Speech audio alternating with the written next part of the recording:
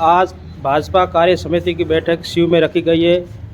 आदरणीय स्वरूप सिंह खारा साहब जिला अध्यक्ष पधार रहे, इनको लेकर हमारे साथ राजेंद्र सिंह भियाड़ है, इनसे बात करते क्या कार्यक्रम विशेष है। आज पार्टी की शिव मंडल की कार्य समिति की बैठक है और पार्टी का जो निधि समर्पण का जो कार्यक्रम है उसको लेके आगामी दिनों में नव मतदाता जनसंपर्क को लेके और सांसद खेलकूद प्रतियोगिता को लेके पन्ना प्रमुख अभियान को लेके भी चर्चा की जाएगी। साथ ही साथ हमारे जो जिलाध्यक्ष जी है वो जिलाध्यक्ष बनने के बाद पहली बार हमारे शिव मंडल में उनका प्रवास का कार्यक्रम बना है, तो इस अवसर पर सभी कार्यकर्ता उनका स्वागत सत्कार भी करेंगे और पहली बार जिलाध्यक्ष बन के शिव मंडल में आने पर सभी कार्यकर्ताओं में ये उत्साह है कि हमारे शिव विधानसभा क्षेत्र के और जिले के महामंत्री को पार्टी ने ये दायित्व और सम्मान दिया है, तो इस बात की हमें सब में प्रसन्नता है कि हम उनके नेतृत्व में आने वाला जो विधानसभा चुनाव है और आने वाला 24 का जो लोकसभा चुनाव है उसमें पार्टी को पूरी तरह से शानदार बहुमत के साथ इस जिले में हम जिता पाएँ, ये हमारा संकल्प है। इस बार राजस्थान सरकार ने बजट पास किया है, घोषणा की है, उनको लेकर आप क्या कहना चाहते हो? बजट थोथी घोषणाओं का पुलिंदा है। आपको ये जान करके बड़ा ताजुब होगा कि बाड़मेर जिला ऐसा जिला है जो राजस्थान में सर्वाधिक रेवेन्यू राजस्थान की सरकार को देता है, लेकिन इस बजट के अंदर कोई भी सीमांत जिले और विशेष रूप से शिव विधानसभा क्षेत्र के लिए ऐसी कोई विकास को लेकर घोषणा नहीं है जिससे यहाँ इस इलाके का, पिछड़े इलाके का विकास हो सके, पहली बात।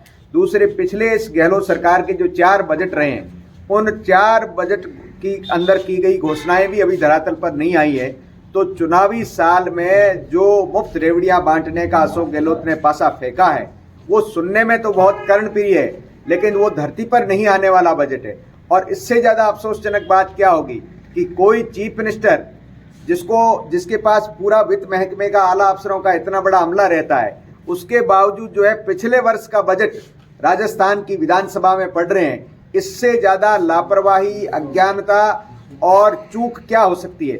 और अभी तक किसी अधिकारी को इस मसले पर, इतने गंभीर मसले पर, जब उन्होंने विधानसभा को और विधानसभा के माध्यम से राजस्थान की 7 करोड़ जनता को मिसलीड किया है, उसके बावजूद जो है आज तक किसी अफसर पर कार्रवाई नहीं है। तो इस बजट के अंदर न दिशा है। और आपको विशेष करके मैं जानकारी देना चाहता हूँ कि स्टेट की जो माली हालत है, 56% तो आपकी टोटल आय का चला जाता है पेंशन और तनख्वाह और कर्जे का ब्याज भरने के अंदर, और आपकी टोटल सकल जो आय है स्टेट की उसका 40% तो आपका कर्जा है। तो ऐसे में आपके पास किसी भी नई योजना के इम्प्लीमेंटेशन के लिए पैसा ही नहीं है। और आप देखो कि जल जीवन मिशन जो सेंटर की इतनी महत्वपूर्ण योजना है उसके अंदर ऊंट के मुंह में जीरा डाले जितना पैसा डाला है। तो जो हर घर नल का मिशन है और वहां से केंद्र से पैसा आ गया, लेकिन राज्य अपने हिस्से का पैसा नहीं डाल रहा है और केंद्र को भी इस मद में मिले हुए पैसे का दूसरी मद में दुरुपयोग कर रहा है। तो इस बजट में सिवाय घोषणाओं के कुछ नहीं।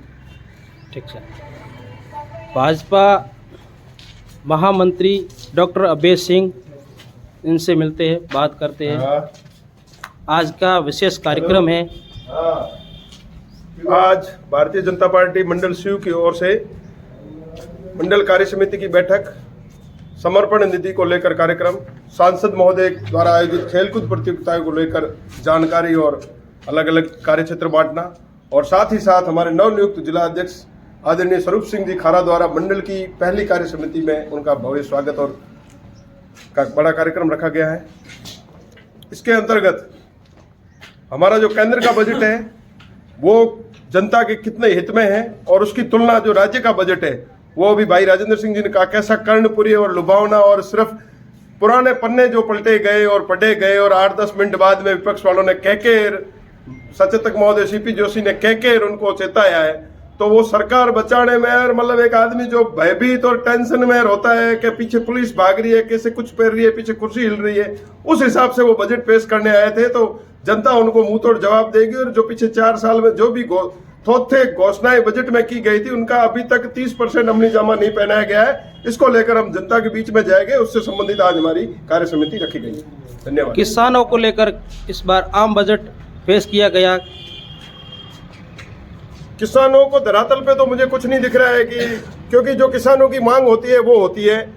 किसानों को फायदा मिलना चाहिए, किसानों की आय बढ़नी चाहिए। उसके लिए एमएसपी होती है, एमएसपी के लिए तुलाई केंद्र होते हैं, वो तो ये सरकार खोल नहीं रही है।